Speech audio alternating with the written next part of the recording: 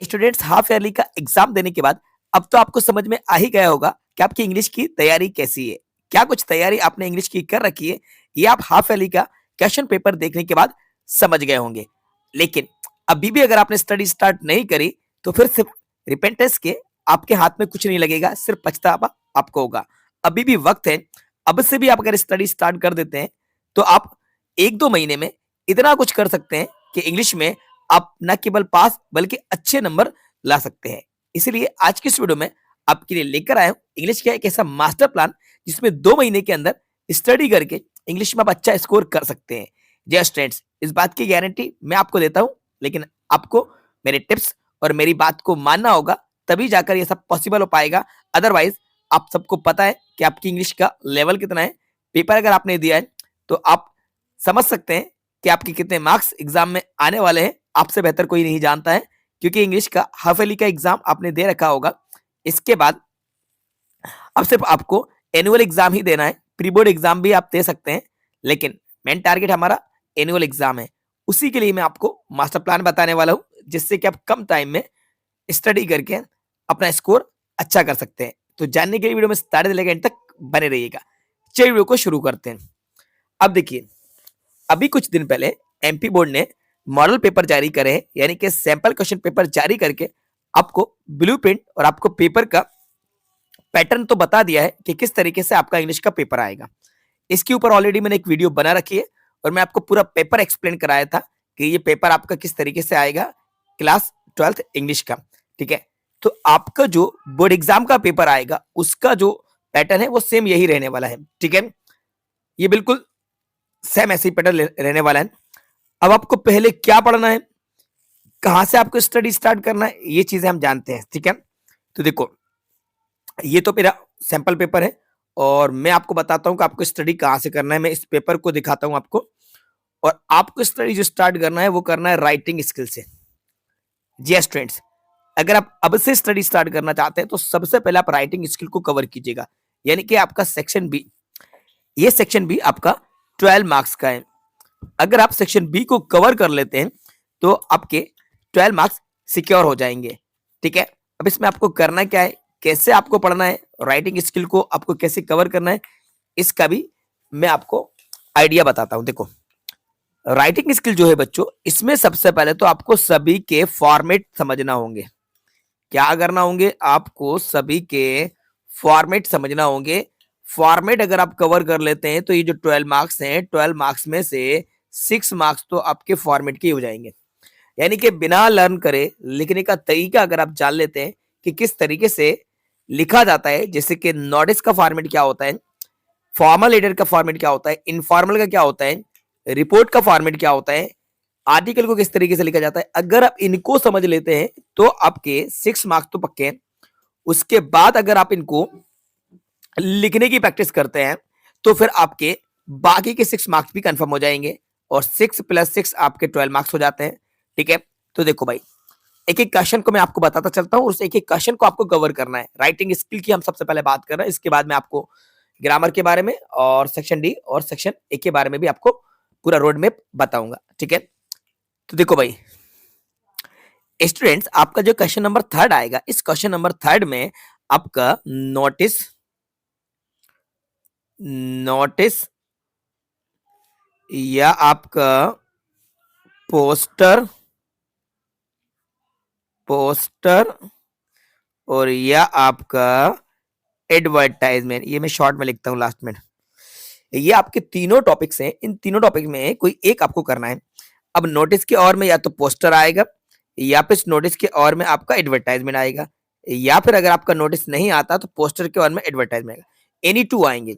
अब इस क्वेश्चन को और इस 4 मार्क्स को पक्का करने के लिए आपको इनके फॉर्मेट को समझना होंगे। अब फॉर्मेट में देखो भाई, सबसे पहली बात मैं आपको बताता हूं, नोटिस का फॉर्मेट बहुत ही ज्यादा इजी है और बच्चे इसी से बचते हैं। आपको कुछ नहीं करना है, इसके फॉर्मेट को समझ लेना है। फॉर्मेट को एक बार मैं ऑलरेडी एक्सप्लेन करा चुका हूं मेरे चैनल पर, नोटिस का फॉर्मेट भी है। बहुत ज्यादा इजी होता है, लेकिन आपको डर लगता है कि भाई ये पता नहीं नोटिस तो कितना डिफिकल्ट टॉपिक है, जबकि कोई डिफिकल्ट नहीं है। नोटिस में कुछ नहीं करना है, आपको सबसे पहले तो स्कूल का नेम राइट करना होता है, जहां से नोटिस को इशू किया जा रहा है, यानी कि इंस्टीट्यूट का नेम, ऑर्गेनाइजेशन का नेम, तो वो आपको स्टार्टिंग में राइट करना होता है। सेंटर में आपको नोटिस हेडिंग लिखना होती है। नोटिस इसके बाद जो टॉपिक है उस टॉपिक की हेडिंग यानी टाइटल लिखना होता है। यहाँ डेट लिखना होती है। इसके बाद एक दो लाइन आपको जो कि टैग लाइन कहलाती हैं उन्हें आपको लर्न करना होता है, जैसे कि all the students are inform that our school is going to organise. फिर आपको नोटिस की डिटेल देना होती है। डिटेल में यानी कि आपको डेट है, इवेंट की डेट, आपको टाइम बताना है, आपको वेन्यू बताना है और नोटिस जारी करने वाले का नेम और उसका डेजिग्नेशन लिखना होता है। देखो ये मोटा मोटा आपको इसलिए बता रहा हूँ कि इसके ऊपर मैंने एक सेपरेट वीडियो बना रखी है। तो आप सबसे पहले नोटिस के फॉर्मेट को सीखिए। मैं अभी फॉर्मेट सिखा नहीं रहा हूँ, आपको रोड मैप बता रहा हूँ कि आपको करना क्या है। आपको इसी चैनल पे आपको एक वीडियो को सर्च करना है, नोटिस फॉर्मेट। उस फॉर्मेट को आप अच्छे तरीके से लिख कर देख लीजिए। बॉक्स के अंदर आपको नोटिस बनाना होता है। तो अगर आप फॉर्मेट को ही लर्न कर लेते हैं तो 2 नंबर आपके मिल गए। उसके बाद किसी भी टॉपिक पे अगर नोटिस आ जाए तो नोटिस में आपको डिटेल देना होती है, यानी कि इवेंट की आपको डेट बताना है, आपको इवेंट का टाइम बताना है और आपको प्लेस बताना है, वेन्यू बताना है कि किस डेट में हो रहा है। ठीक है, टाइमिंग क्या रहेगी, वेन्यू यानी कि प्लेस क्या रहेगा, कहाँ पे इवेंट हो रहा है ये। ठीक है, ये आपको लिखना होता है। देन आपको नोटिस इश्यू करने वाले का नेम और उसका डेजिग्नेशन आपको लिखना होता है। तो आप सबसे पहले तो नोटिस का फॉर्मेट लर्न कर लीजिए। इसके बाद आप दूसरा काम ये कीजिएगा कि अगर आप एडवर्टाइजमेंट नहीं भी करते हैं तो आप पोस्टर को कवर कर लीजिए। बच्चों पोस्टर बनाना कोई बड़ी बात नहीं है, पोस्टर भी इजीली तरीके से आप बना सकते हैं। पोस्टर के लिए भी जो टॉपिक दिया जाता है उसको भी आपको बॉक्स में लिखना होता है, जैसे कि से नो टू जंक फूड। तो भाई ये जो लिखा हुआ है आपका टाइटल, तो इसको आप बोल्ड में हाईलाइट करके लिखिए, जैसे कि से नो टू जंक फूड है तो आप यहाँ से इसको लिख दीजिए। ठीक है, यहाँ आपने लिख दिया। इसके बाद आप डॉट लगा के इसके बारे में आप पॉइंट लिख लीजिए, हार्मफुल है भाई। ठीक है, तो इनके कुछ डॉट लगा के आप इससे रिलेटेड कुछ पॉइंट लिखिएगा, तो आपका ये पोस्टर का टॉपिक भी कवर हो जाएगा। ठीक है, तो आपको सबसे पहला काम यही करना है कि आप अपने नोटिस राइटिंग की प्रैक्टिस कीजिए और एडवर्टाइजमेंट चाहे तो आप उसको भी साथ में ले सकते हैं, ये भी बहुत ज्यादा इजी है। इसका भी आप फॉर्मेट देख लीजिए और एडवर्टाइजमेंट में आप सिचुएशन को देखिएगा। क्या देखिएगा? सिचुएशन, किस सिचुएशन में एडवर्टाइजमेंट बनाया जाता है। तो एडवर्टाइजमेंट की जो सिचुएशन है भाई, जैसे कि फॉर सेल है, सिचुएशन फॉर सेल, तो आपको फॉर सेल में भाई प्रोडक्ट का नेम राइट करना है, कंपनी का नेम लिखना है, मॉडल नंबर लिखना है, उसके फीचर्स आपको लिखना है, साइज लिखना है, वारंटी, गारंटी, रीजन। तो सिचुएशन फॉर सेल में अगर किसी भी आइटम को सेल करने के लिए आपसे कहा जाता है तो उस आइटम की इंफॉर्मेशन आपको देना होती है। ठीक है, इसके बाद रिक्वायरमेंट, तो रिक्वायरमेंट की सिचुएशन में भी आपको इन्फॉर्मेशन देना होती है कि किस चीज की रिक्वायरमेंट है, किस कंपनी में रिक्वायरमेंट है और नंबर ऑफ वैकेंसीज कितनी है, part time, full time, experience क्या चाहिए, सैलरी कितनी दी जाएगी, क्वालिफिकेशन क्या चाहिए। ये सिचुएशन आप बस देख लीजिए, एक एक बार इसकी सिचुएशन देख लीजिए, तो आपका ये 4 मार्क्स वाला टॉपिक कवर हो जाएगा, यानी कि पोस्टर, एडवर्टीजमेंट और आपका नोटिस वाला। इसके बाद बच्चों आप आ जाइएगा लेटर राइटिंग पे। लेटर में भी आपको फॉर्मल के और में इनफॉर्मल आएगा, फॉर्मल के और में आपका इनफॉर्मल का लेटर आने वाला है। तो इसमें भी आपको फॉर्मेट को लर्न करना होगा। यहां पर भी आप बिल्कुल लेटर को रट्टा ना मारे। रटने आप लोग बैठ जाते हो और कहते हो कि एग्जाम में ये नहीं आया, तो आप रटते ही क्यों? आप समझो, लिखने का तरीका समझिए। भाई आप यहाँ पे देखिए कि लिखने का तरीके में क्या है भाई, सेंडर्स एड्रेस आपको लिखना होता है कि सेंडर्स एड्रेस लिखना है, देन इसके बाद आपको डेट लिखना है, देन आपको फॉर्मल में रिसीवर एड्रेस लिखना है, फिर इसके बाद आपको सब्जेक्ट लिखना है, देन सैल्यूटेशन लिखना है। तो ये फॉर्मेट को आप समझिए, किस तरीके से लेटर को लिखा जाता है, इनफॉर्मल को कैसे लिखा जाता है, सैल्यूटेशन कैसे लिखते हैं। तो इनके सभी के फॉर्मेट लर्न कीजिए सबसे पहले। उसके बाद आप किसी भी लेटर को उस फॉर्मेट के अकॉर्डिंग सेट कर सकते हैं। अब कुछ इंपॉर्टेंट लेटर्स मैंने ऑलरेडी सजेस्ट कर रखे हैं और यहाँ पे देख लीजिए, ये लेटर ऑलरेडी मैं आपको बता चुका हूँ, फॉर्मल, इनफॉर्मल। तो यहाँ पे इस तरह के लेटर को भी आप सेट कर सकते हैं कि ये क्वेश्चन में ही आपको हेल्प मिल जाती है। तो मैं आपको सलाह दूंगा कि आप यहाँ पे फॉर्मेट को लर्न करें। इसी तरह से यहाँ पे आप देख लीजिए, पैराग्राफ है और आपकी ये रिपोर्ट है, तो इनको भी लिखने की आप प्रैक्टिस कीजिए। अगर आप चाहते हैं कि आपका राइटिंग स्किल इंप्रूव हो जाए, इंपॉर्टेंट है, तो आप इसको लिख लिख कर देखें, राइटिंग की आप प्रैक्टिस करिए। ठीक है, इसके बाद देखो फिर आपको करना क्या है, फिर आपको चले जाना है सेक्शन डी पे। सेक्शन डी, अब सेक्शन डी में आपको करना क्या है, सेक्शन डी में आपके जितने भी चैप्टर्स हैं, इन चैप्टर्स को आपको शॉर्ट में रीड कर लेना है।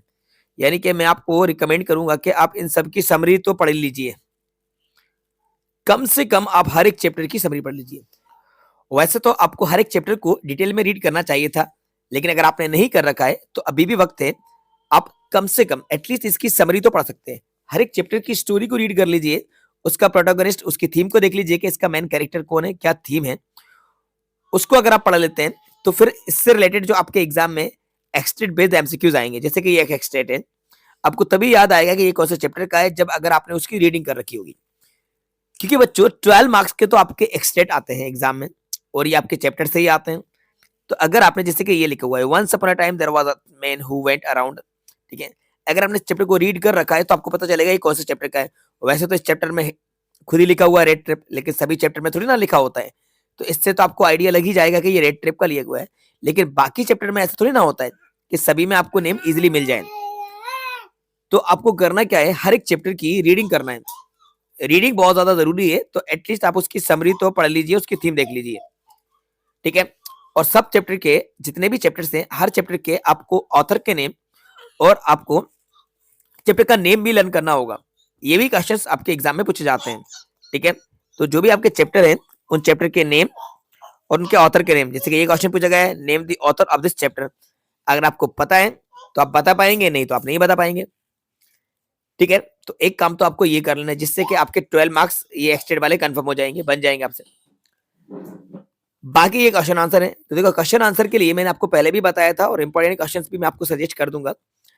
अब 22 से लेके 2022 के, 23 के, ये क्वेश्चंस को अच्छे से लर्न कर लीजिएगा। 2022 और 2023 के 22 और 23, इनमें से ज्यादातर क्वेश्चंस आपके 25 में आएंगे, ठीक है। इस सैंपल पेपर में जो क्वेश्चंस दिए गए हैं ये भी काफी ज्यादा इंपॉर्टेंट है, इनमें से भी काफी क्वेश्चंस आपके एग्जाम में रिपीट होने के चांसेस हैं, ठीक है। तो इन क्वेश्चंस को भी आप लर्न जरूर कीजिएगा, इनमें से भी काफी ज्यादा क्वेश्चंस आपके एग्जाम में पूछे जाएंगे, ठीक है। इसके बाद गवर्नमेंट स्कूल का जो हाफ ईयरली एग्जाम हुआ है उसको भी आप देख लीजिए, और उस पेपर के भी आंसर्स को आप लर्न कीजिएगा, जो भी क्वेश्चन दिए गए। अभी आप कवर कर लेंगे कौन सा, ये आपका हो गया सेक्शन डी। और इसमें मैं आपको एक बात और बताना चाहूंगा कि आप सबसे पहले पोएम के क्वेश्चंस कर लीजिए, यानी कि पोएम के काफी ज्यादा इजी हैं और ज्यादा नहीं है। मैंने इंपॉर्टेंट टॉपिक्स, इंपॉर्टेंट क्वेश्चन निकाले हैं जो कि 15 से लेकर 18 के बीच में है, इनको आप लर्न कर लीजिए, ये आपके एग्जाम में आ जाएंगे। मतलब इसके ऊपर एक वीडियो मैं ऑलरेडी बना चुका हूँ पोएम के, ठीक है। अब आ जाना है आपको सेक्शन सी की तरफ। तो बच्चों ग्रामर की गारंटी तो मैंने ले रखी है, और मैं स्टार्टिंग से आपसे कह के आ रहा हूँ, कहता आ रहा हूँ, आपको बताता आ रहा हूँ कि बस ग्रामर में जो क्वेश्चंस मैं आपको बता रहा हूँ उनकी प्रैक्टिस करिए। वही क्वेश्चन एग्जाम में आते हैं और अब तक अभी भी आए। आपने मॉडल पेपर देखा, आपने हाफ ईयरली के पेपर देखा, और एनुअल पेपर भी आप जल्दी ही देखने वाले हो, तो आपको समझ में आ जाएगा कि ग्रामर वही आ रही है जो ग्रामर हम आपको बता रहे हैं।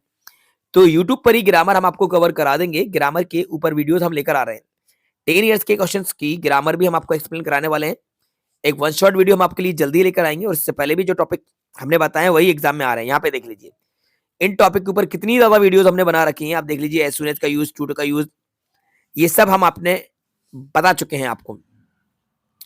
तो इस तरह के क्वेश्चंस एग्जाम में आते हैं, हम आपको ग्रामर 100% कवर करवा देंगे, बस आप सभी वीडियो को देखते रहें और समझते रहें और नोट भी करते रहें। तो ग्रामर की टेंशन आप नहीं लीजिए, बस हमारी वीडियो को देखा करें और समझा करें, कंफ्यूजन हो तो कमेंट्स करा करें। फिर आ जाना आप सेक्शन ए की तरफ। तो सेक्शन ए में ये आपका रीडिंग स्किल है, जिसमें एक पैसेज आएगा 12 मार्क्स का, एक नोट्स मेकिंग आएगी। तो पैसेज से पहले तो आपको ये वाला क्वेश्चन जो है नोट्स मेकिंग वाला, इस क्वेश्चन की आपको प्रैक्टिस करना है। इसमें आपको नोट्स बनाना होते हैं और ये भी काफी इजी होता है। इंपॉर्टेंट पॉइंट्स लिखना होते हैं और सुटेबल टाइटल आपको बताना होता है। ये भी लिखने का तरीका मैंने हमारे चैनल पर अपलोड कर रखा है, उसको देख लीजिए कैसे बनाए जाते हैं। देन फिर पैसेज के भी आप रीडिंग करिए, क्योंकि ये रीडिंग स्किल है, तो रीडिंग करके उसको फाइंड करने की प्रैक्टिस कीजिएगा, ठीक है। जैसे कि what is the sub system of the wider social system, तो इसका आ जाएगा एजुकेशन। स्टार्टिंग में लिखा हुआ देखिए एजुकेशन, ये सब बन जाते हैं, सब मिल जाते हैं, बस प्रैक्टिस करना होगा। Education system is linked with, इसका राइट आंसर बी आ जाएगा, ठीक है। ये सब आपसे बनेगा, लेकिन इसके लिए प्रैक्टिस करना होगी, ठीक है। तो आज से ही और अभी से आप स्टडी स्टार्ट कर दीजिए, और राइटिंग स्किल को सबसे पहले कवर करिए। इसके बाद आप सेक्शन डी पे जाइएगा, फिर आप सेक्शन सी पे आइएगा और उसके सबसे बाद सबसे लास्ट में आपको सबसे पहला यानी कि राइट सेक्शन ए रीडिंग की प्रैक्टिस करना है। तो बच्चों उम्मीद करते हैं कि ये रोड मैप आपको समझ में आया होगा और वीडियो आपको पसंद आई होगी, तो वीडियो को लाइक जरूर कीजिएगा, अपने सभी दोस्तों के साथ ज़्यादा से ज़्यादा शेयर कीजिएगा। चैनल पर नए तो चैनल को सब्सक्राइब कर लीजिएगा। Thanks for watching.